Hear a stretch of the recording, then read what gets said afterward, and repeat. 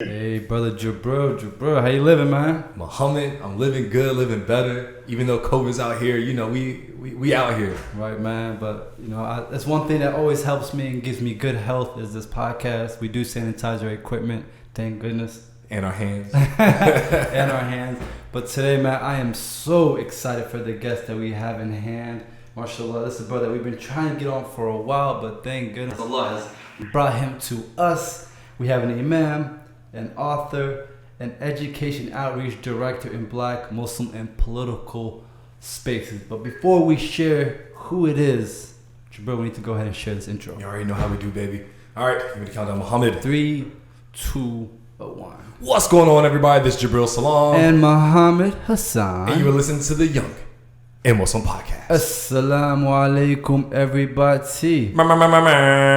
So like I mentioned, we have Brother Mika'il Saadiq with us on the line right now. Asalaamu Alaikum, my brother. How you doing? Wa alaikum salam wa rahmatullahi wa barakatuh and all that good stuff. I'm well. How are you guys? We good, man. Great. Man, we are so happy to have you, especially because Jabril and I really don't talk much politics, even though we do. We don't get anywhere because we don't know too much about it, but excited to have you on because I'm the type of guy that I do listen to the news like every single day, but I try not to immerse myself in it because it can get kind of negative, and especially now it's kind of hard to tell who's telling the truth and who's not. So hopefully we can get some facts from you today and kind of debunk some of the stereotypes that we hear, so let's get cracking. And with with the political season coming up, obviously election day is around the corner. A lot of Muslims don't really know where they stand with the current political climate. It seems like the closer it gets to election day, the more confused people get with things coming from the left, from the right, from the center. It's all over the place. So we definitely appreciate you coming on to help us try and navigate and clear up a few things. Well, I'll do my best, and I appreciate all you guys are doing, and I appreciate you guys having me today. Absolutely, man. So right now, a question that I had in my mind right now: when it comes to voting, how important is it? And does our vote, does it really count? Does it make a difference? Great question. Actually, I went through a phase where I didn't vote. After being involved in politics early on in my life as a preteen, as a teenager, working alongside the mayor of Detroit, in my teens and being the president of citywide student council, all these types of things, I went through a phase where in my, late teens, early 20s, actually a lot of my 20s, I was like, man, it doesn't matter. Whoever becomes president, the lives of my people are not changing drastically. Change is not happening quick enough. But I would caution people into thinking that you don't matter. That's a very dangerous position to take. It could be fatalistic. It could even be what the opposition or what those people that always want to keep you on the outside want. I came to realize that local politics actually means a whole lot. I always quote what Malcolm X said. Malcolm said that we have to control the education, the economics, and the politics where we live. If you're not engaged in the system, what you're doing is you're allowing people that most of the time don't want you to exist or to have, or actually they might want you to still be 3/5 of a person, right? You're allowing these people to go ahead and make all of the decisions to impact your life, and you're still paying for it with your taxes. So voting does matter, and I hate to sound cliche or boomer like, but many people have given their lives for the right to vote, but that's not just the reason you should vote, right? That's too boomer like. The real reason is this. Think about this. If your vote didn't matter, why would people continuously, even till today, keep you from voting? They're still trying to keep you from voting.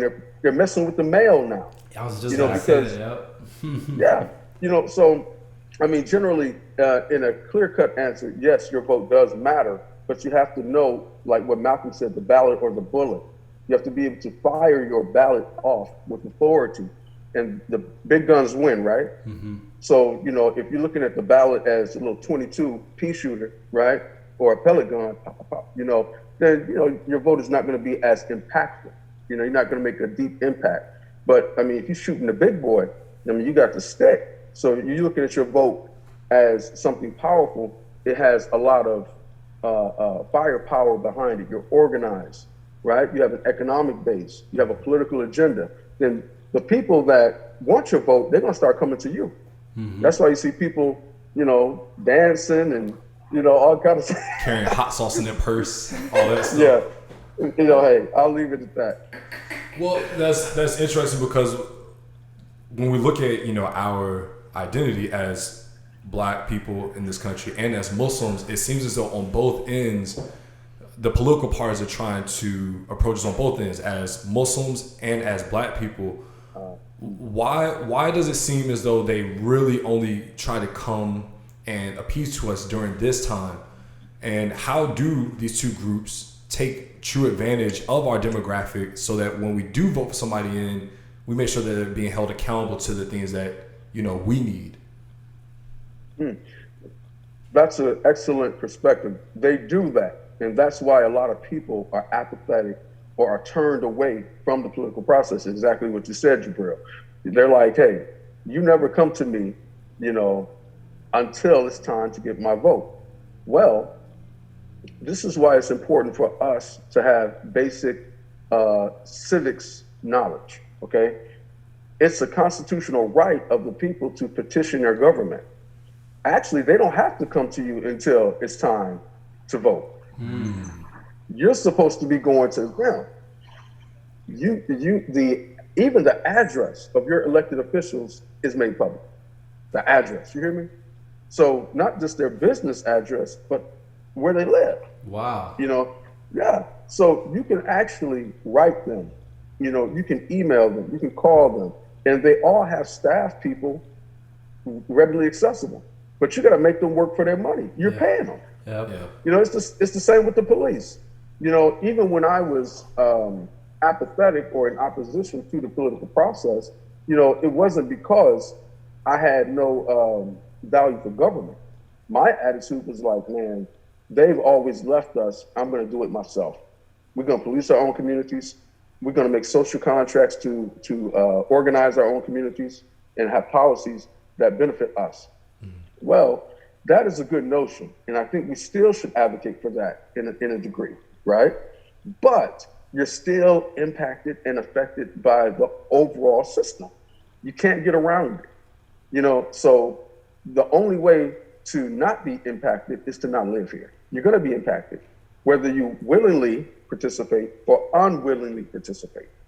So you have to be aggressive at getting what you want and what you deserve. Same way we tell people, be aggressive at your education, be aggressive at your profession, be aggressive at your music career. Everybody's a rapper, right? So dude's like, oh, my mama, yo, I'm gonna make it, right? And you're still 40 years old, you ain't made it. I mean, that's no slight against rappers, because I used to be a rapper, but I'm being real here. How come there's this energy, this drive, this determination for everything except engaging your government, which you own? You own the government. You got to have that attitude. So like I said, even with the police, I began to not have an attitude as like, because we're programmed to fear the police. You know that. Yeah. Right? We're programmed. It's a Black thing. We're programmed. So I saw one day, I was driving in the car with my family, and my daughter, who's going on 19, she was like 4 at the time. We saw the police, and she ducked down. She said, "Popo." Federale. Drive, Daddy, drive. Bro, I mean, it was funny, but it was also like, wait a minute. I have an opportunity here. I have an opportunity to empower my family. We are not impotent. And that's the main thing I want brothers and sisters to believe, especially Muslims. When Allah says, I am to my servant what they think of me. So we began to engage the police, step up right in their face as a power block and say, hey man, you work for me. Because if you telegraph an adversary, you play into that, right? That trope that Black people are the antithesis to the police. We're the nemesis of the police. No, I'm not going to let you use that propaganda on me. Mm-hmm. What we did is, no problem. And what we did, we used the power base, right? We came with our organizations, we came with our independent neighborhood patrols, and we started to go to the police meetings. And you let them know that, hey, I'm not afraid of you, and you don't have anything to fear of me because I'm actually helping you. I'm doing your job, right? Mm-hmm. I'm a part of this community. I pay you. So sometimes it's difficult. It's uncomfortable. But brave people can change, man. Yeah. That's what it's about. That's interesting because the answer that you gave isn't a simple just go and vote and then you petition as problems happen. Is very much a proactive sort of approach, saying, hey, go to your city council meetings, make sure you're paying attention to the mayor, the sheriff, to your school board, everything. They have to see you as a presence too. Got you. So not just paying attention to it and watching it, but being there in person so they know this person's part of the community. Exactly. And if something happens, they can call you. We know he's going to be on my doorstep. Yep. Exactly. And that's leadership. And see, that's what I'm saying.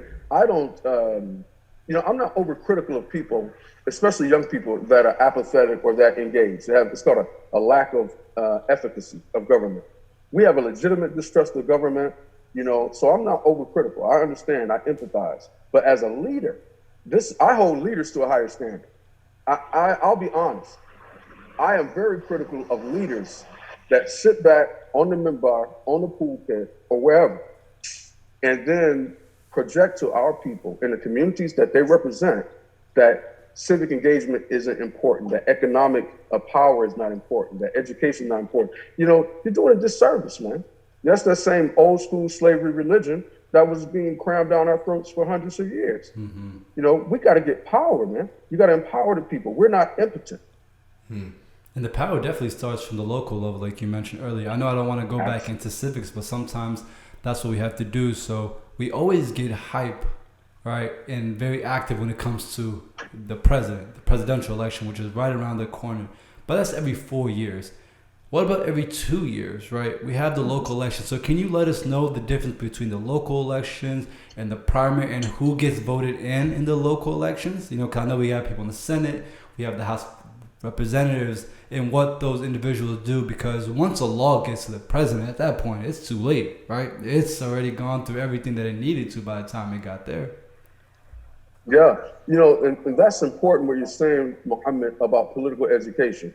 And without being too nerdy or making it too complex, because a lot of times these things, we have to say this, a lot of this stuff is made to be convoluted and complex to kind of keep a lot of people out. Yeah. So I put the responsibility on myself and others who know a little bit. I taught government for 20 years, and we have to do a better job of synthesizing and making this information more digestible to people.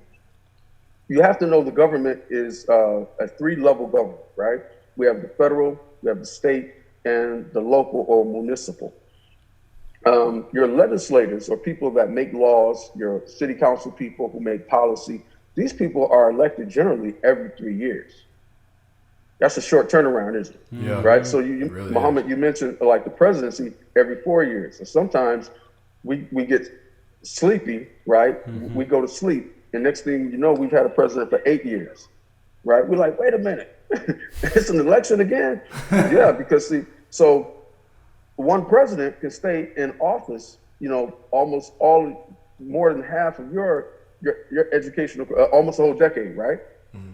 So the whole time you're in school, you're seeing the same president in all these social studies books. So the most important branch of government is the legislative branch, because they make the laws.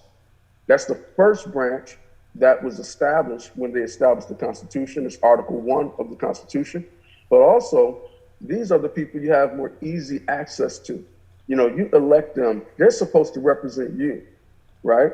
So even having people that you support and people that run for these offices, especially on a state level. So of course you have the National Congress, right? And the Congress is comprised of representatives, and senators. There's 2 senators for every state.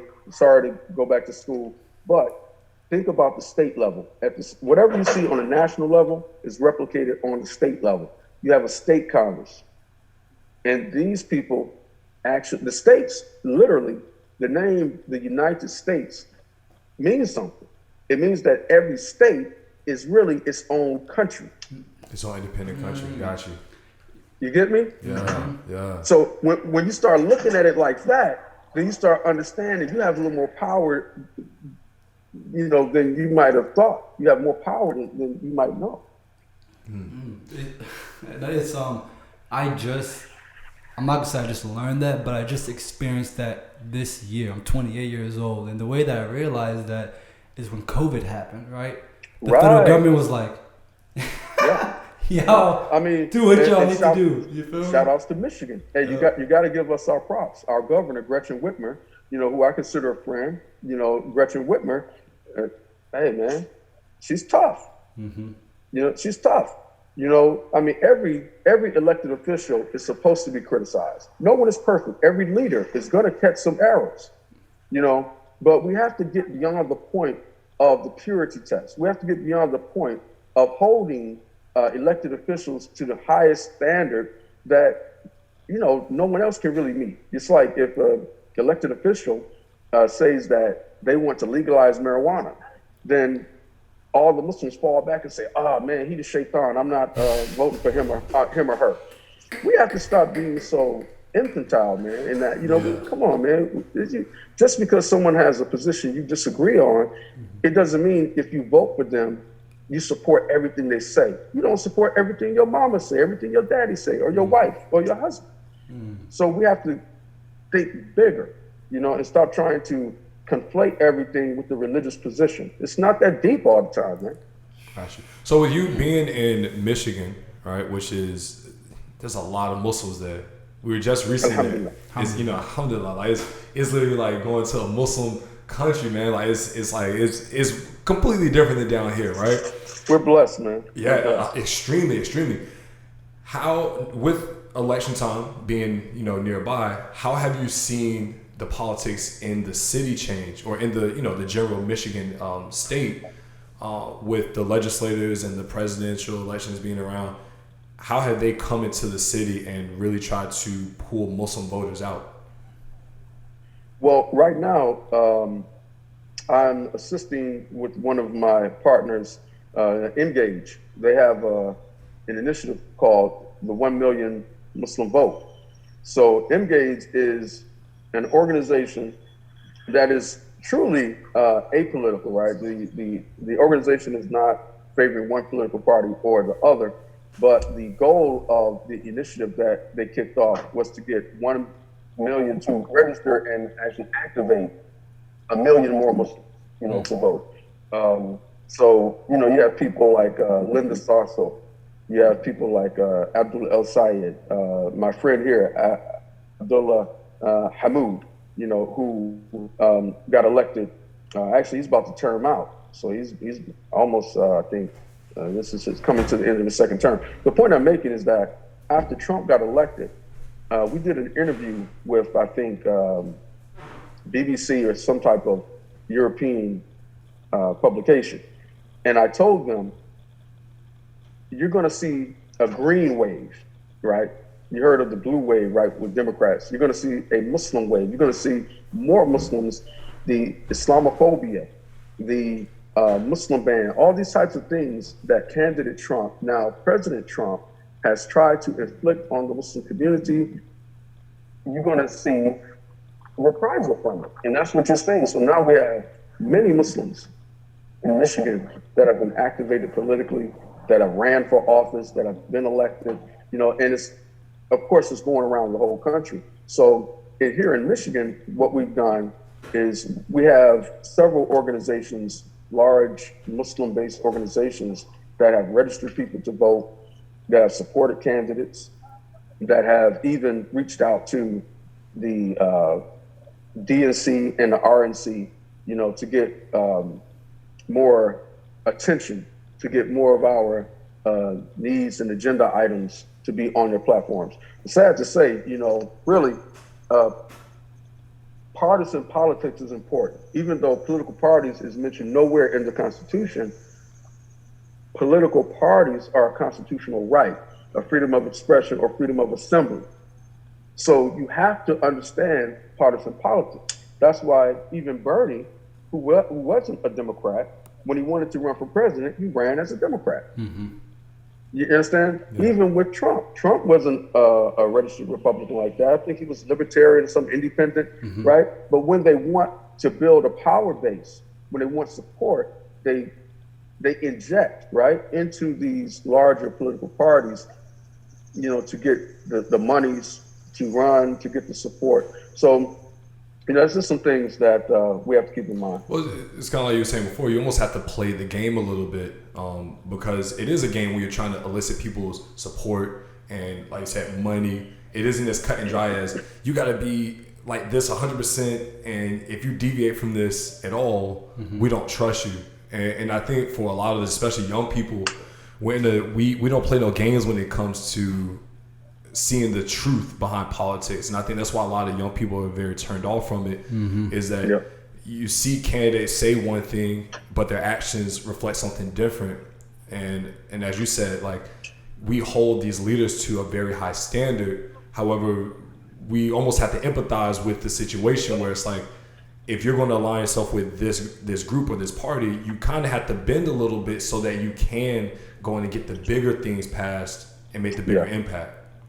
There's a saying called bend but don't break, right? And I always, I'm one of those guys. I love Malcolm too, Rahim Allah, may Allah have mercy on him. But I noticed something about Malcolm and with Dr. King, and even the numerous original Panthers I've met. So I've met and talked to, Panthers and activists, old school activists, man. And they all say the same thing. For one, they say when they were young, they underestimated the beast they were dealing with. Okay. You see, white supremacy is a beast, bro. You got to understand that. I've heard all the tough talk. Tough talk, believe me, people who know. You know what I mean? It's not about being scared. It's not about selling out. It's about understanding what you're dealing with and being smart, right? And all of these people, real revolutionary people, right? All these people say the same thing that I've spoken to. They say, we underestimated what we were dealing with. And then if you notice, at some point, well, actually the Black Panther Party was a political party. So people like the mystique. They like the image of the Panthers holding guns, right? For one, the Panthers, they were educated about government, man. They weren't just violent,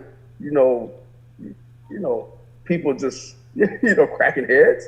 No, they were educated about government. They were young people that took it upon themselves to educate themselves about the government and the beast that they were dealing with. Because police brutality is a beast. White supremacy is a beast. So they armed themselves. They used their Second Amendment right. They formed a militia. But they also formed a political party. And what does that mean? That means that you are activating your vote. And I challenge all of our viewers, look up the technical definition of a political party. Just look it up. So as far as young people being turned off by government, like I said, I understand. But at the same time, when you study Dr. King, you study Malcolm, they evolve. Even Dr. King, who was an avid supporter of Israel, like many religious African-American Christians are, even Dr. King began to criticize war efforts of the United States. We're talking about Vietnam, but even when Israel took the West Bank, Dr. King canceled his pilgrimage to Israel. Oh, wow. Look at Malcolm. Malcolm went from, Uncle Tom preaches to, my bad. I was a little hot back then, but now, I was wild. But listen, he compromised, and I always say this about Malcolm. He compromised, but he wasn't compromised. There's a difference between, and our young activists have to understand this. There's a difference between compromising and being compromised. Compromising, if you don't understand compromise, you're gonna be a horrible husband. Wallahi. I'm just, I'm not, Put listen, wallahi on it. I've been married going on 20 years, right? And I've raised children. My youngest is almost 16. I've taught for 20 years, right? I have friends of all types of nationalities and religious beliefs. You're going to get further if you understand compromise. Basic economics teaches you compromise, give and take, trade-offs. It doesn't mean you're weak, doesn't mean you're punk, doesn't mean you're scared. You know, we got too many people quoting conspiracy theory and not empowering people, making people afraid of everything. How can you believe in Allah and you're afraid of everything? That doesn't make sense. There was one thing I definitely wanted to go into was about the political parties, right?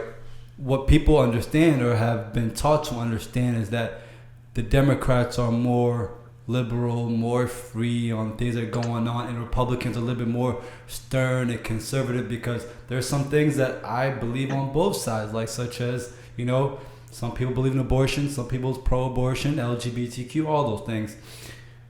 Is it true? Like, are those things true, that Democrats are more liberal and that Republicans are more conservative? And if I'm black and I'm Muslim and I consider myself following the Republicans, am I automatically seen as racist? Like, can you support one cause and have to be on board with everything that they say? Absolutely not. And that's a great point, Muhammad. I'm glad you mentioned that. When you participate in a political party, or you can be an independent and just, like you said, support candidates that you particularly agree with, right? But remember, you know, you're hiring someone to do a job, right? You know, we might, I'm saying people have to really be real here. You live in a country, I mean, you might work for Amazon, you might work for Apple, and your boss may be a transgender male, right? That's not going to stop you from going to work every day. Mm-hmm. Go get that check. You're going to go get that check. You know, they don't care, right? But when it comes to politics, it's like, oh my God, they got rainbows. I mean, listen, I have no intentions on wearing any rainbow sash or going to any pride parade, right? But a candidate like Ilhan Omar, well, she was a representative. She was a representative. I remember Ilhan Omar had went to the Pride Festival. And the Muslim world had a baby, man. You know, people were, you know, I mean, we had respected Muslim imams and scholars releasing videos on her and sharing the articles and stuff, trying to defame her. And if you know her, pick up the phone and talk to her. Right. But better yet, understand where she is. Yeah. She had a lot of these people, LGBTQ community that supported her, and that's the liberal platform, right? But there's also more conservative Democrats, right? There's people that are Democrats, but they're more liberal on race and gender inclusion and equity than those issues that go against their religious beliefs. You understand? So no one is forcing you to adopt a position that goes against your beliefs so that you feel uncomfortable with. My challenge to people, though, is be real, though. You know what I mean? Don't pick and choose. You know what I mean? When you, like I said, you're going to punch that clock. You're not caring about Gary and Bill, you know, in the break room eating wedding cake, right? You don't have to go if you don't want, right? But you're not gonna quit that job. Mm-hmm. Yeah, that's true. Yeah. You know what I'm saying? So you have to have the same sophistication and understanding that just this job is just as important here. Me getting this check and doing what I need to do with the check to benefit me and my family or my beliefs, my people, my agenda. It's the same thing with casting a vote, even.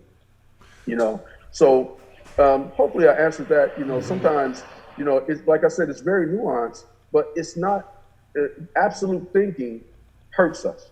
You know, when we think, you know, in absolutes, you know, like I'm not going to support these Democrats because, oh, that's another thing you see too. The liberals. Exactly. Yeah. Man, right now, to be honest, I wouldn't even be a Republican because the Republican Party right now, I mean, like right now in America, has wholesale adopted and been complicit in white supremacy, racism.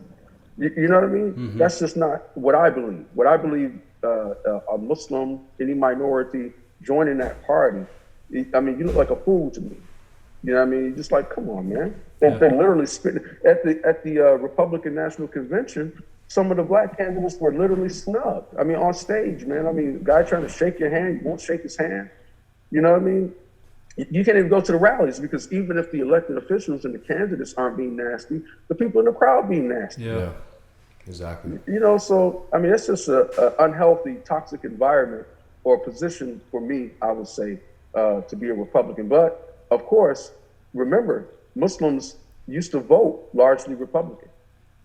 From the 70s all the way up into the 2010s, Muslims were used to voting Republican, but black people weren't. And that's a whole different class. But Muslims would vote Republican because of the Republican reverence for religious rights and God. But you have to know something now. When they talk about God, they're talking about like Jesus. They're not talking about Allah.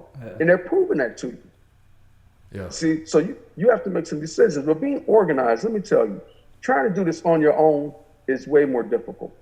You know, when you get organized, this show could be a means to organize young people and get them educated, right? Black Lives Matter movement, that's another thing. People what's weird to me is you got black people going against Black Lives Matter movement simply because they had some LGBTQ people, transgender people that were founding it.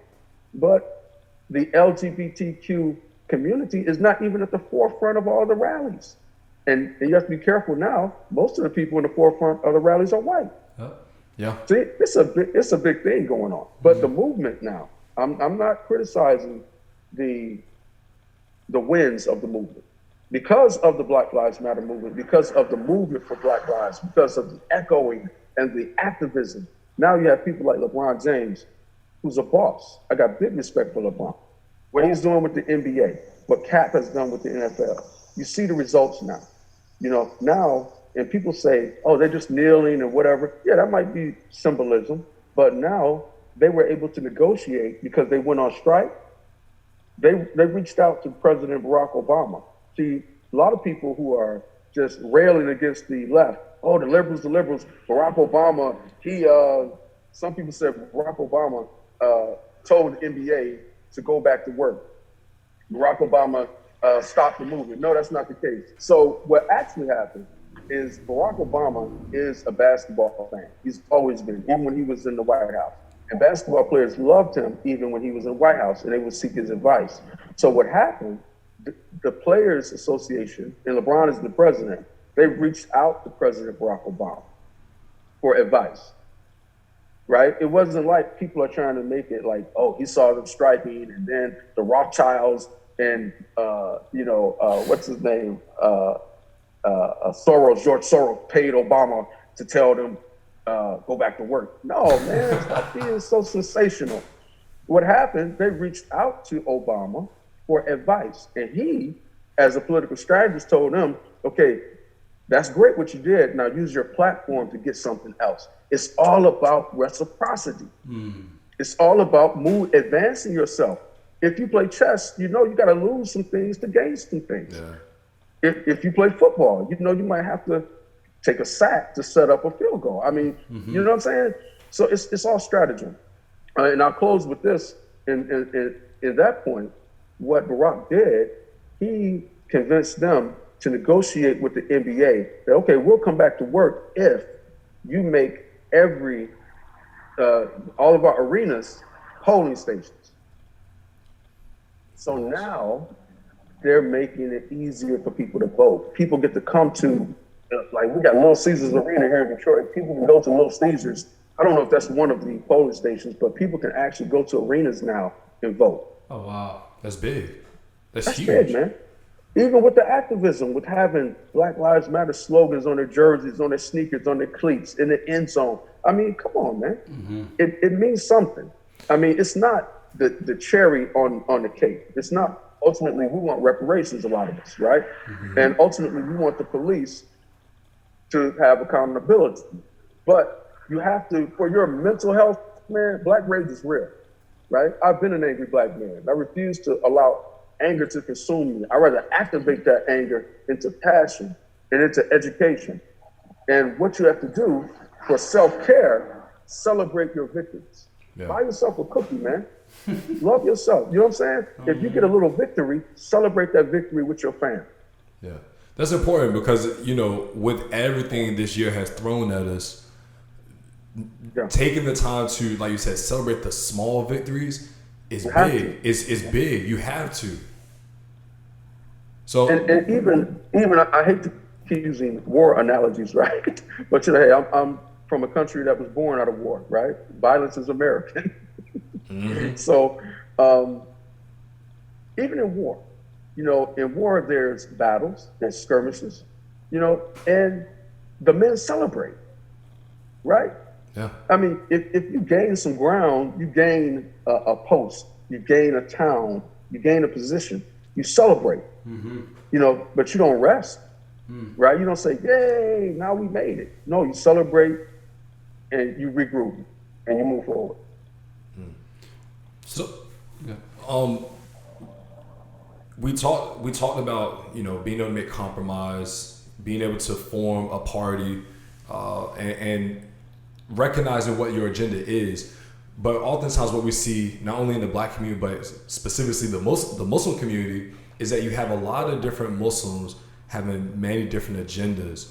How do we as a collective try and come together so that we can compromise within our groups to have agendas that can help all of us? So it's not just, you know, about these Muslims that live in this area or these Muslims that live here. Is there a way to make it easier for us to all come together as one group, or is it just not really a reality for us? In my opinion, it's not a reality. And I think we wasted too much time and spoiled some relationships in that absolute thinking. What I mean is, like, even when Muhammad mentioned about the Democrats and the Republicans, life is a spectrum, you know, and you guys have my book. In the back of my book, I have a spectrum, right? I call it the religiosity spectrum, but there's also a political spectrum. And everything's a spectrum, the color spectrum, everything, man. You know, Allah, in our religion, this is called the wasatiyya, right? A balanced approach, right? Allah says in the Quran that this community, the Muslims, are justly balanced. The Prophet Muhammad, peace be upon him, said, beware of extremes. He said, whoever goes to extremes will ruin themselves. So you have to be balanced. And what we're doing is, in some of our efforts to organize Muslims, we're saying we have to have absolute, unequivocal unity. No, nobody thinks alike. No, I mean, you know what I'm saying? Yeah. For instance, you have the black community here in the Muslim community. Then you have the black African American, you know, community. I mean, so we're still trying. This is all identity politics, right? Everyone's still trying to find out where they fit, but we have different experiences because a lot of our immigrant brothers and sisters from the continent who are black people, they identify with being black, but also they identify with being immigrants, right? And that's a double whammy, especially in this highly politically charged environment with all this fascism coming and all this nationalism. This is called populist nationalism, and it happened in Germany with Hitler, but that's a different class too. But what's going on is very dangerous. We have to fight against this. It's very dangerous. So the Muslim community is no different. You have people that are elitists, and I say this a lot. I say the Muslim agenda has been pirated. It has been basically taken over by elitists and ultra-liberal chic, right? Elitists and ultra-liberal chic at one hand. So in some pockets of the Muslim community, you have people believing that we have very little affinity for religious practice, but we have money, right? Or, yeah, we're religious, but, you know, we have money, so we should be on the boards and we should be communicating with our elected officials, we should be making decisions for you all, right? You all poor folks, right? That's elitism. And that's an interfaith thing. So actually the Muslim elites, they also hang out with the Christian and Jewish elites. See, that's classism. See, there's a lot of different dynamics. Everything is not as it seems. Everything is not a meme, right? Yeah. And right, and then you have in our community, you have, like I said, immigrant based platforms and immigrant issues, and you have indigenous issues, right? So then you have the Latinx in the Black community and our indigenous, American community who identify with that experience more and can speak to that. So what do you have to do? You have to form coalitions. This is why coalitions are important, right? And then you come to the table and you agree on intersecting things. That's where that popular term now, intersectionality, comes about, right? It means that, if you're a woman and you're Black, and if you're a woman and you're Jewish, your paths are going to intersect in being women. But also you might have another intersection of being a persecuted minority, right? Especially now, Jews have a unique quality that they can become white. I'm sorry, we can't do that, right? Yeah. But Jews still they receive persecution and it's sad that someone has to hide who they are, right? And same with some Arabs. Some Arabs, they can hide who they are and become white, but, a Jewish woman who's expressing and proudly Jewish, then she can identify with some things with that Black woman, that Black Muslim woman too. So you have to find the things that we have more in common and then work on those, right? You have to work on those. And that's how you can have coalitions. You got many coalitions, but you can have your unique identity, your unique position on things. And as long as you respect that, then you can move forward with people. Yeah, because you're never going to have a wall that's built up entirely of the bricks that you lay. Like, you have to take bricks from somewhere else and say, hey, like you say, I can compromise here because you guys need this and we need this. And we might not agree on, A through Z, but most of the wall gets built. That's right. I mean, same with, like you said, like LGBTQ community issues, right? If you believe that it's okay for someone not to rent a house to someone, like you have an apartment building, right? You have an apartment building, you have 15 units, and then, you get money, you get rent, right? Now it's different if it's a religious commune or something, right? But you want money. But how can people believe that it's okay not to rent an apartment to somebody because they're gay? Yeah, that's not right. Yeah, that's wrong. That's wrong. You know what I'm saying? Now, me saying that, I'm an imam, and I believe I'm a traditionally trained imam. Me saying that, does that mean that I support a man marrying a man or a woman marrying a woman? No, I don't. But I'm not going to vilify and persecute them, right? Yeah. Because we all can find someone to vilify and persecute us. There's some people who swear we're going to hell because we're Muslim, right? Yeah. They swear to it. And they put bacon in front of our masajid. They've snatched off scars of our women. They have killed imams. They've entered houses of worship and shot people up, right? So we have to have more empathy with people. When we empathize, then we can say, you know what, man, I feel that. I don't agree with everything you're doing, but I feel that I'm not going to let nobody beat you up. And wallahi, man, wallahi, I think any man who's comfortable with, like, you see a woman getting beat up and you sit back, pull out your phone, man, look at this, right? Or, she shouldn't have been dressed like that. That's why she got raped. Or you see a gay person getting beat up or transgender person getting beat up. You're like, well, that's what they get. Wallahi, I believe that something is corrupt in your faith, your core of a moral person. Yeah, but that's no different, right, than a black person getting shot, and then you go on Facebook, you see people like, oh well, he should have obeyed the law, and you're sitting there like, what? It's literally is no different. And I think specifically in the black community and in the Muslim community, we look at those things. Like I see Muslims all the time that can be either Arab or white passing that empathize with how white Americans look at black people, saying, well, you should obey the law, you should have did this, should have did that. But then when something happens in the Muslim community, there's no empathy. But it goes through every community that way.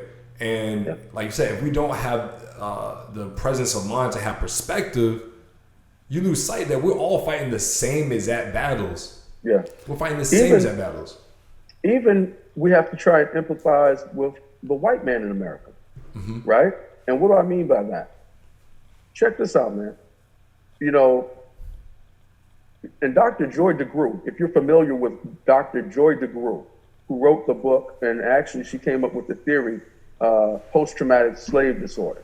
And Dr. Joy DeGruy, man, she said, how can you reconcile with being the superior race and committing such barbaric behavior? Man, white America is going through a freaking crisis. You hear me? Right now, yeah. Because if I'm a white man and I've been socialized and taught all my life that, you know, I'm, you know, superior, right? And this country is a white country. It's a Christian country. And then I see a black guy, you know, I'm on my feet. I'm not driving. I don't have a car, or, you know, I have a lemon or hoopty. And I see a black guy roll by in a BMW, and he's half my age. I'm like, wait a minute, that's not American. I see all these mosques being built. What, Sharia? Right? They feel attacked. They're losing their minds right now. There's a beautiful bald black woman in the house, the Congress right now. She black and she bald and she mouthy. Rashida Tlaib, oh man, this country's going to hell. Let me get my AR and handle this. Yeah, that's... You see? Yeah. So Dr. Joy DeGruy says that it's a sickness. She says that racism and white supremacy is a sickness that infects and afflicts white people just as much as it infects and afflicts black people. Wow. It's insane that you say that, because outside of identity politics and just having that empathy, I remember even right now, the House is taking forever to pass a bill or some sort of relief package for those that have been affected by COVID. And it's crazy because the Democrats want one thing, the Republicans want one thing, and literally there are people at home just starving. And that $1,200, what is $1,200 going to do that they got 6 months ago? And they're still like, you know what?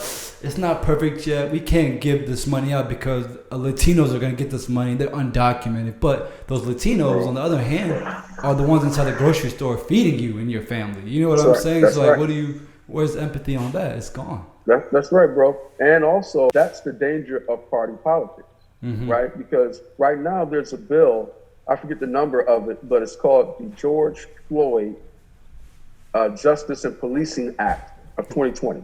Okay. Right? I want all of our viewers to look this up and tell your elected officials you want this. It is the first major police accountability act that we've had in years. Wow. Right?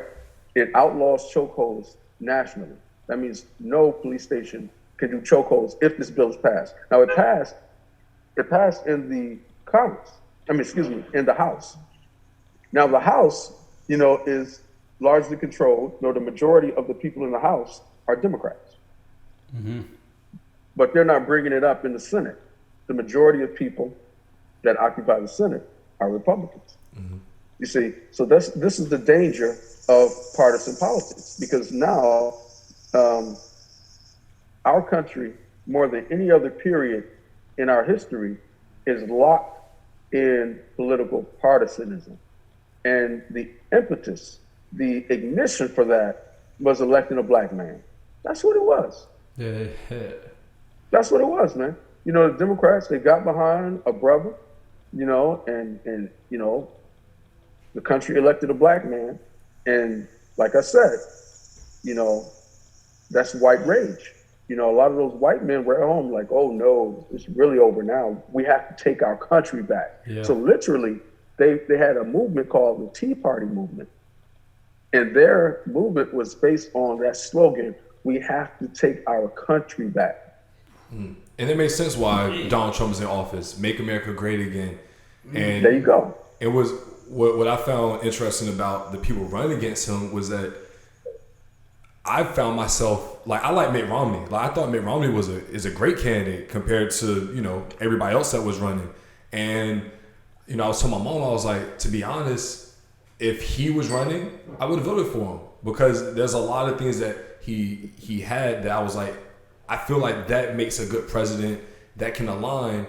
And yeah, people might, you know, shoot me down for that, but again, it's not. I have no allegiance to either side, but you know, it was very much like that's someone that you can see building on top of what was going on, even if it, you know, it doesn't agree 100% with what was before with Barack Obama. But yeah, you can see why they didn't even give him or any of the other candidates face because they were like, oh no, we got to go completely opposite. We don't want there to be any sort of indication that what came before is even there. And now you're right, Jabril, you were on the right side of history with that one because now you see Mitt Romney coming out in support of Joe Biden and preaching against the fascism that Donald Trump and his cronies and goons are trying to promote in our country. Yeah. But how about right now when it comes to the media? Growing up, all I watched was Fox because that's all we could afford, right? That's all. It was Fox News. It was Fox 5, right? That's all. That's really all we watched. But now there's, you know, you have Instagram, Facebook, and all these other independent media outlets.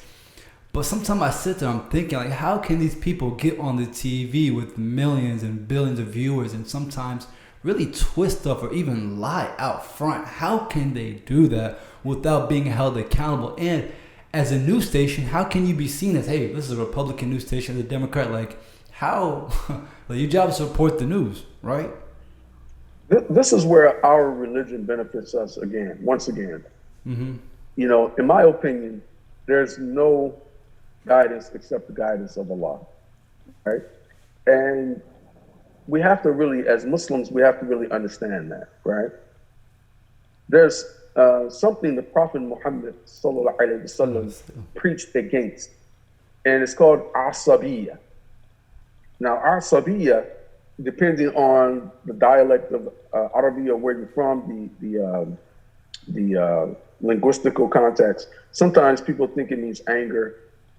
But in this religious context of what the Prophet sallallahu alaihi wasallam was doing, he was organizing his community, right? He was organizing them, trying to coalesce around the oneness of Allah, his messengership, good character, right? Good character and standing up for what's right, doing the right thing. And he said, this asabiyya is jahiliyyah, it's ignorance. And there's also something called the hamiyyah jahiliyyah, right? You see this in Quran and Hadith. Hamiyyah jahiliyyah is party spirit. It's groupthink. You know how you feel when you get your cousins around? You know what I mean? Like, like getting some shenanigans. Right? So that's dangerous though, because you have to be able to have taqwa, or morality, a stopping mechanism. So what people are doing, Muhammad, is they're following their parties, no matter how evil the candidate is, no matter how licentious or the lies that are being told, they feel they have to support it. And sadly, we have Muslims that do that too. We have many Muslim men that abuse and misuse women based upon this asabiyya. Oh, that's bro code, right? Even I've heard people say bros over hoes. Excuse my expression, right? That's horrible, right?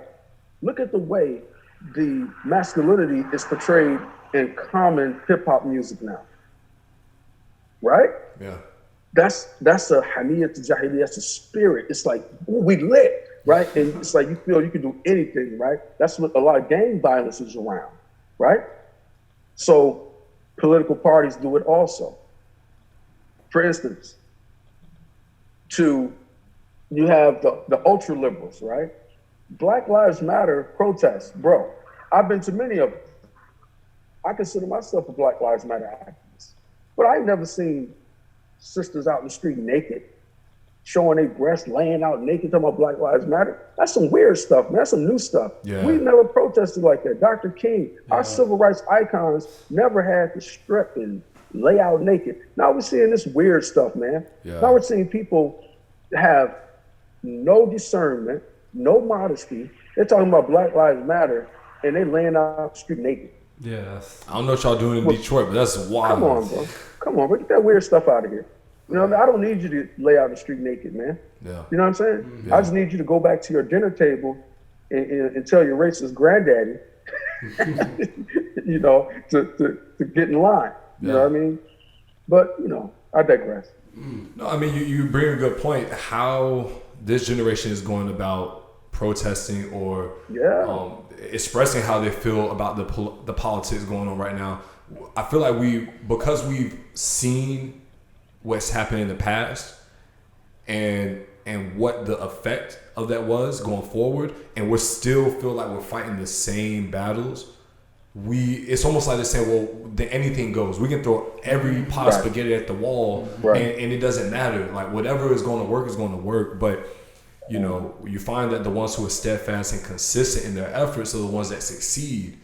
And right now we don't really know what methods to take. And so when we go back to the topic of voting, you know, again, we look at voting as, well, we've always been led to go to the polls, and nothing is changing. So with us having to go to the polls again, you know, very shortly, what is your advice on how we can not only vote, but to make sure that our vote is activated? As you said before, put away the 22 and pull out the bazooka. Mm-hmm. The best way to activate your vote is to activate your person. Most of the time, we're voting for people we do not know. Right? When you look at the list of the candidates, you look at the ballot, it's like, So now you're asking people, do you know so-and-so? Do we have access? You know what I can say? And I'm not promoting, you know, the Joe Biden here, but I'm just going to be honest. Last summer, the Biden campaign came to Detroit. And what impressed me about them is, and I don't remember this ever happening, even with the Obama campaign, you know, they were like, we want to talk to Muslims, right? Now, people have done that. People have said they want to talk to Muslims. But what impressed me is that they said they want to talk to a Black Muslim, an imam in Detroit. Oh, and that's when the mayor's office reached out to me. Can you explain why this? Can you explain why that's significant? Because we have listeners and viewers that are from all different nationalities. So can you explain why specifically a Black Muslim in Detroit is important? Thank you, Jabril. Because even when I was the outreach director of the Michigan Muslim Community Council, people would call our office and they would want someone to talk to from the Muslim community or to give an interview or perspective. And literally, our executive director would route them to me because that was my job. And the reply would be a lot of times, oh no, we're looking for someone of the Arab persuasion. And I've seen this come across my feed in my email. I've seen this. Wow. Right? We know this happens. We know the erasure, right? And I don't want to pound that because we know it's there. We mention it, but I'm moving beyond it. The point is, that impressed me because they could have easily bypassed Detroit and stayed in Dearborn. They could have easily got white-looking Muslims, right? You know, Muslims that will be, I guess, more palatable to, you know, white America, you know, but they didn't do that. Another thing they did, the Democratic National Convention, and shout outs to my brother and friend, Dr. Abdul El Sayed, who I supported when he ran for governor of Michigan. The Democratic National Convention came to town and they wanted to meet with the Muslim leadership. And Dr. Abdul El Sayed and my brother Mansour, I forget Mansour too, who works, he's the, I think he's the I was for DNC, but I forget his exact position. But anyway, they insisted that the Democratic National Convention chairperson, Tom Perez, and their leadership would meet with the Muslims in Detroit at the Muslim Center Detroit. I'm talking about in the hood, bro. Wow. They came in the hood. Yeah. And had this big power meeting, and not that they just came in the hood, they made all the other Muslim leaders, all the other Muslims come into the Muslim Center. Wow. You know, so I'm not saying, you know, I'm satisfied now and that now there's no racism in America. No, I'm not naive. What I'm saying is that that's a win. You build on it, you pour that string. Mm-hmm. If people are reaching out to you and handing you an olive branch or trying to get you to get involved, and you keep staying back, talking about, nah, man, y'all Illuminati. Then they say, okay, we're Illuminati. And they're gonna leave you alone. Yep. Right? Yep. But if they're trying to activate you, they're recognizing your authority, they're recognizing your leadership, recognizing your influence, then you can benefit the people that you represent, your constituency. And this is where I go back to the accountability of leaders. The Prophet ﷺ, Prophet Muhammad, peace be upon him, he would go and meet with dignitaries. He wouldn't be sitting back talking about, nah, man, those Kafirs in Rome, man. Mm-hmm. You know, he wasn't like that. He would go and meet with these people, the people they knew when they came into town, they came into Mecca, they were looking for him. They came into Medina, they were looking for him. More so Medina, they were looking for him. Why were they looking for him? Because of his clear agenda-driven leadership. Mm-hmm. And they know the more people meet with you, you get more leverage. So then you have more leverage to make those asks, to make those demands. Mm-hmm. There it is, man. And even the Treaty of Hudaybiyah. There's so many examples in our faith and the life of the Prophet Muhammad, peace be upon him, that there is substantive, clear evidence why Muslims should be engaged in the government, which impacts them where we live. Mm-hmm. What's important, especially leaders. What's important you mentioned that because I know under the leadership of Imam W.D. Muhammad, that was something that he advocated for, because from day one.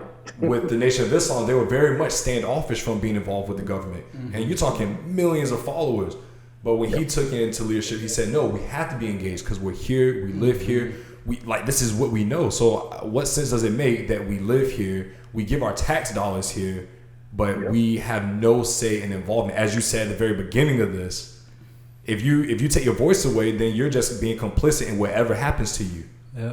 Right. But on the other side is that the people that are in control, the elite, they know this. So right now, one thing, Imam, the issue is that with young Muslims and young people in general that are our age, they're not going to go to the polls because the conspiracy is on a different level right now. People are saying stuff that I never even seen of. And people forgot that when the Russians came and they hacked the last year elections, they didn't hurt us when we came to the ballots. What they did was when they put all that different propaganda out there and talked about all this crazy stuff that's going on, then they kept people paralyzed from actually coming out and voting. And that's how they won. Yeah. And it looks like the same thing is going to happen again. Yeah, but you know what? The Muslim community, and we talked about this, they had a Netflix show that advertised, a girl, a small young girl, and she wore the khimar, and then she, the cuties, and we had a discussion about it, mm-hmm. a disagreement really, because he got really excited about it, and Muslim Twitter went crazy about it, and I was like, give it a week and it'll pass. Why we get so sensationalized and excited about things, and then we, like you said, we have very absolute ideas about things, and then a week later it doesn't even matter anymore. So, I was taking a stance of, it's TV. That's what they're going to do. Like, there's a whole community of people that hate Rami, the show Rami, but I was on side like, bro, this happens. And this was within my own friends groups. People like, nah, that show. What show? Rami. Rami, yeah. People like, that show's too much. That doesn't really happen. I'm like, bro, that everything that's in that show happens. You guys had Rami on the show, didn't you? Yeah. Cool people. I want to kick it with him too.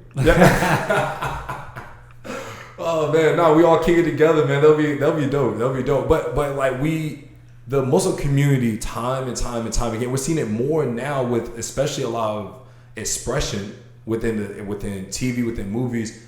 One thing that we don't like, and it's like bam, and people can take control of that. They can take control when you're very emotional within your community. Very emotional. You know, and I really empathize with our young Muslims because, and young people in America, period, man.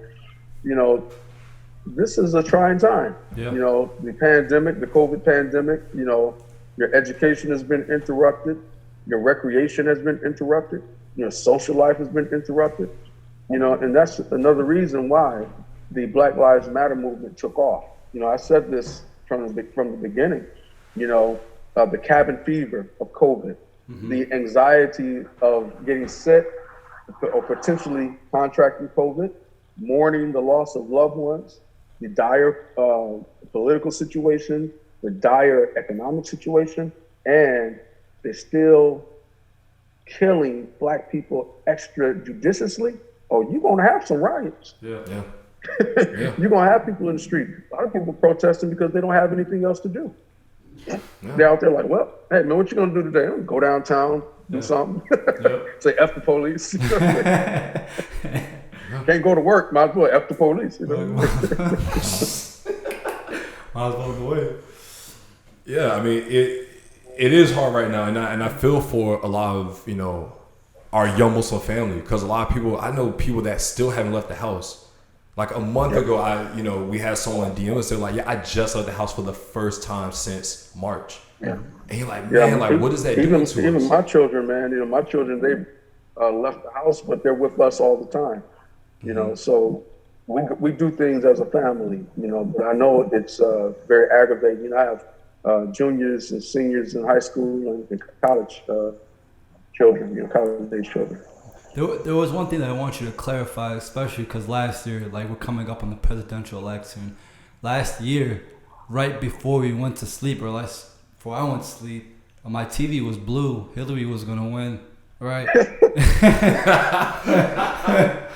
And then I woke up and it was red. And then they were like, "Oh, but she got more votes." But they're like, "No, Trump got more popular. He got more electoral, more popular." Can you tell us the difference and how one can overcome the other really quick?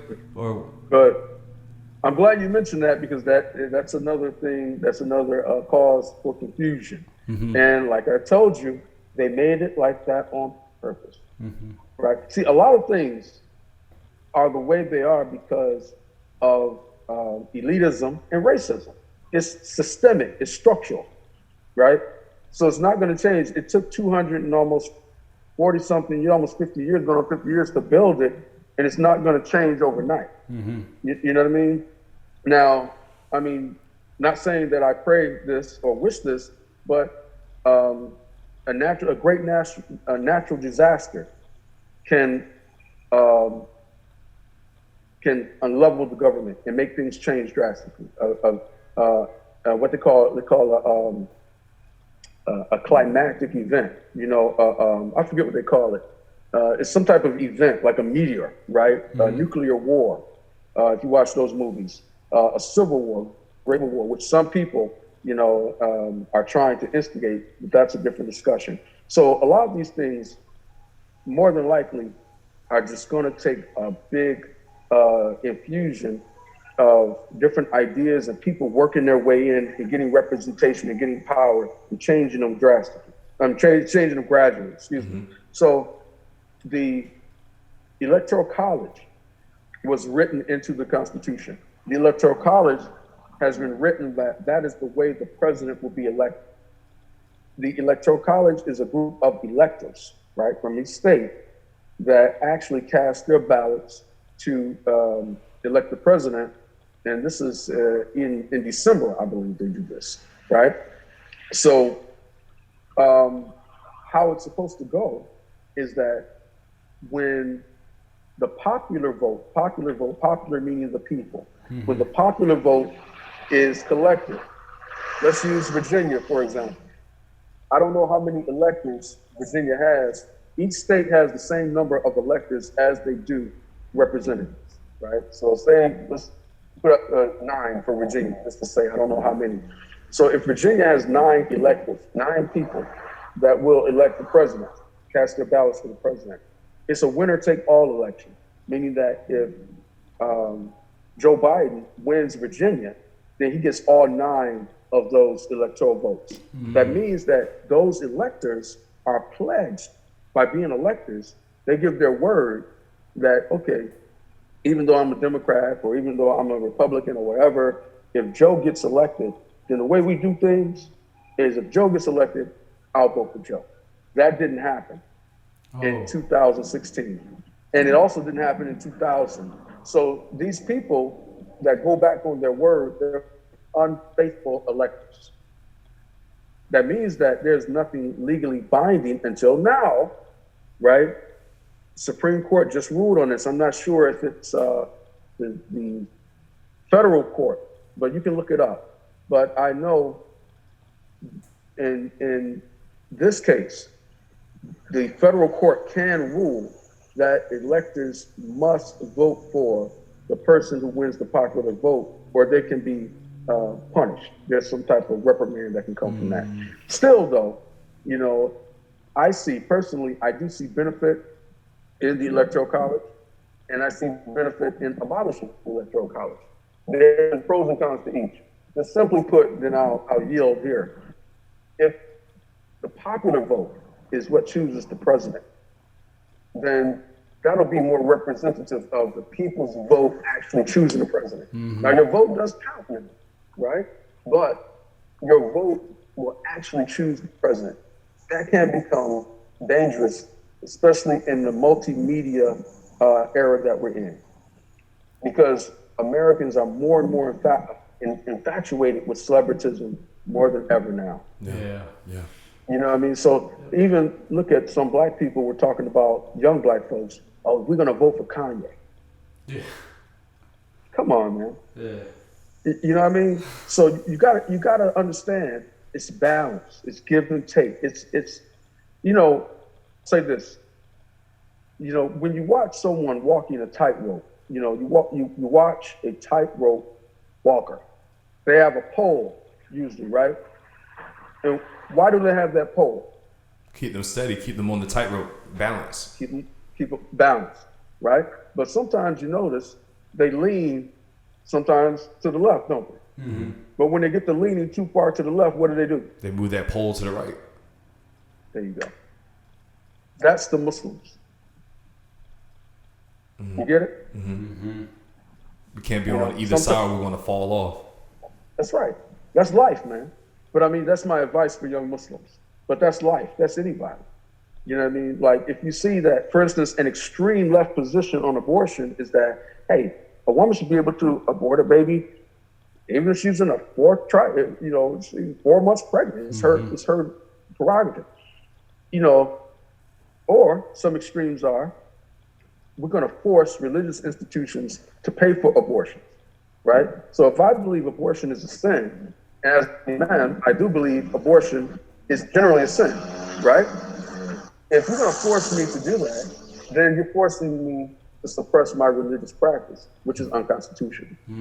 So that's an extreme, right? But another extreme is, nope, that woman has to have that baby no matter what. Exactly. You know, if it kills you, it kills you. Yeah. You know, if the baby kills you, you go to heaven, right? Or a young girl gets raped by her demon, maniacal father, right? Young girl is raped by her father. Oh, you gotta have that baby. Mm-hmm. You get what I'm saying? Yeah. So extremes are just bad. But most people in their core, they understand that. It's just the political asabiya and the rage of political groupthink that makes you turn that off, where you can't empathize with someone's situation and you go absolute. Yeah. Right? And that's dangerous. I think that if we just take the time to sit down with people that believe differently than us, we'll see that we actually agree on a lot of the same things. Mm-hmm.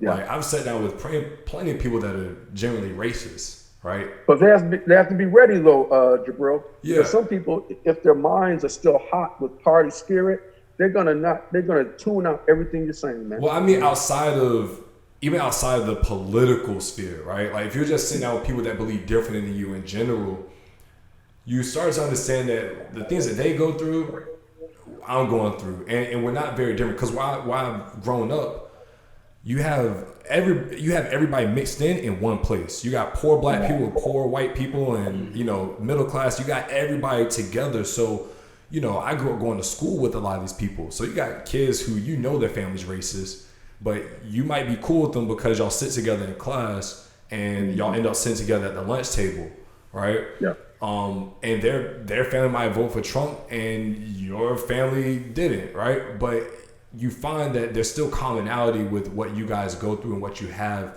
and the needs that you want. So it's like you were saying before, having empathy, being open, and you're exactly right though. You do have to approach people when they're ready for that. So, I think that's a big thing for all of us to kind of understand that we can't be so gung-ho at trying to be in opposition. We should be trying to find the similarities.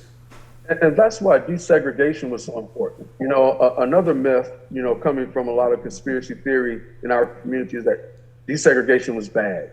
We had our own stores, we had this, we had that. I mean, yeah, that's true. But no one told you couldn't keep that, right? Yeah. The desegregation was implemented for that reason, right? Because, yes, black people did have their own public schools, white people did have their own public schools. But when the government is establishing the racist policies, the government is going to implement that in a racist fashion. Mm-hmm.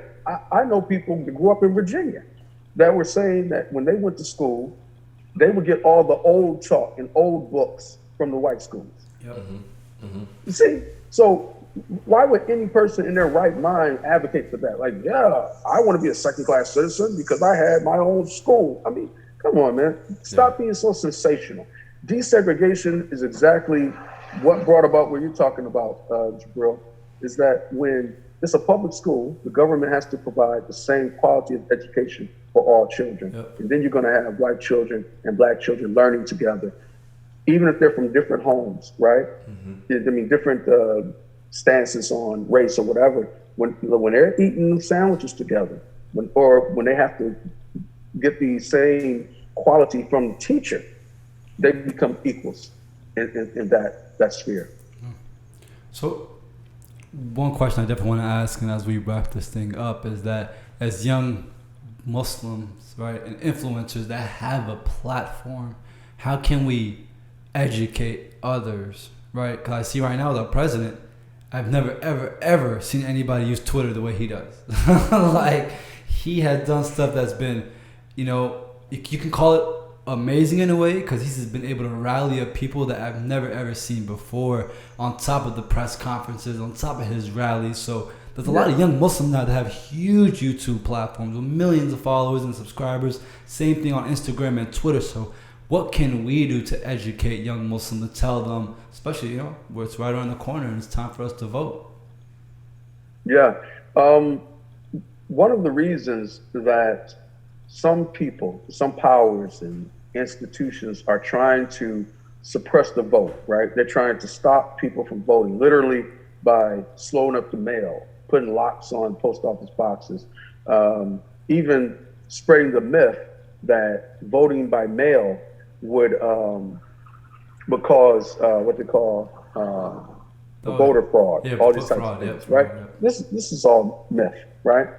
So we have to understand that if the majority of young people, young minority people, the majority of minority people come out and vote, that means that it'll show and it'll actually beat back a lot of this fascism and racism that's happening.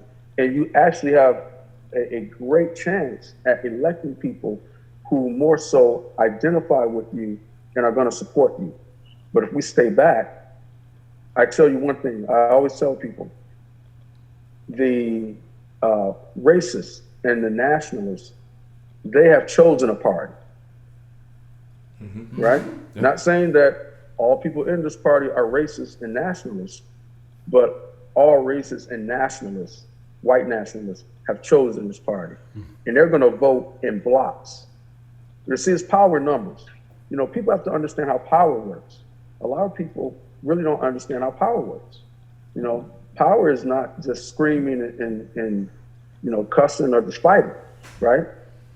Because if you ever ask anybody who's been jumped in high school, you might be able to fight, but when 10 guys start whooping your head, all your boxing skills were just dead. Yeah. Right? Yeah. It's power in numbers, right? It's just certain laws, man, that just, Allah has written laws that govern the universe, and these laws don't change. You know what I mean? You have to know, if you playing a video game. When I was coming up playing video games, when you have to fight the boss, you learn the pattern. Bro. Right? Tekken. Right? Yeah. What? Tekken. Right? I got a duck right here. He's gonna shoot 3 fireballs and jump and step to the side. Once you learn the pattern, you beat him. Yeah. Learn the pattern. Okay. So what? Now it's time to vote. When is the last day to vote? When do we have to register to vote? Can people register to vote? There's a website I want all of you to check out. It's called I Will Vote. iwillvote.com. I Will Vote, all one word. And you go there, you can get all that information. It'll you can even request the absentee ballot if you want to do that. Me personally, I'm going to go to physically cast my ballot because I don't trust what they're trying to do with the mail. But also, my polling place is really close to my house, and it's not a lot of people there. If people have any COVID fears, it's I guess that's almost a bad thing too. But I don't think most people in this neighborhood vote. I think just because of where it is, we have maybe a couple of polling places around some businesses too. So every time I go, it's just not overcrowded. So iwillvote.com. Yeah, so make sure y'all going out there, you're staying politically savvy, you're keeping up with not just what's in the news, but what's going on locally in your neighborhoods. If you need leadership to follow and you need to find people to follow, make sure you go and follow Imam Mika'il Stewart Saadiq. Where can people follow you if they want to keep up with you and learn more as time goes on? Yeah, you can follow my Facebook page, Imam Mika'il, on Facebook. I have my personal Facebook page, Mika'il Stewart Saadiq. On Twitter, Imam Stew, at Imam Stew on Twitter. And on Instagram, which I'm horrible at, on Instagram, it's I forget what you did one IG live during Ramadan and you never came back. He was like, I'm done with this. We good. I can't keep up, man. But you are active on Twitter. Twitter is that's your go-to spot. Yeah, what's my Instagram handle? Look, you don't catch me lying, man. Look it up for me. But if we look, hold on, I'll look it up. Put the show notes. It's like Jabir gonna pull it up right now. Yeah, it's just Imam Mika'il Stewart. But if they look up your full name, Imam Mika'il Stewart Saadiq, they'll find you on Instagram. There we go. There we go. Perfect. So thank you, Imam Mika'il. We appreciate it. Blessings. As Muhammad said again, this is long overdue, but I'm glad, Allah's time is the best timing because the timing of this could not have come more perfect. I know. Alhamdulillah. So Muhammad, if people want to listen to this podcast, where can they go to listen to all of our episodes, including this amazing one that we just finished now? Absolutely. We are available on all the major podcasting platforms. For example, Spotify, Apple Podcasts, Google Play, Stitcher Radio, iHeartRadio. You can find us. Please make sure you subscribe and leave a review for us. And Jabril, if they want to watch this or shoot us a direct message, how can they do that? Well, if you want to find us and you want to get a hold of us, you can find us on Instagram and Twitter at Young the letter N Muslim. That's YOUNG the letter N Muslim, Young and Muslim. And you can find us on YouTube, so you can see all these beautiful faces. If you look up the Young and Muslim podcast, just give us a search and make sure you guys like and subscribe and do what, Mo? Hit the bell notification. Ding. Yes, sir. And hit us up, comment, DM us. We love the interaction. And we out here. We want to get to know you guys. Yeah, we out here personally. Shout out to Interstate Snake. Hey man, wrap this thing up. You guys are great, man. I just want to mention that, man. I love what you're doing. It's fresh. It's not corny. It's unapologetically Muslim. It's informative. it's a real deal, man. So keep up the good work. Love you guys, and give salam to your families. Well, dude, thank you. All right, guys. So for the last hour and some change, you have been listening to the Young and Muslim podcast. I'm Jabril Salam. And Muhammad Hassan. And this is Imam Mika'il Stewart Saadiq. Oh, yeah. Fresh. And we greet you with the greens of peace. Asalaamu Alakum. Peace out, y'all. Peace. One.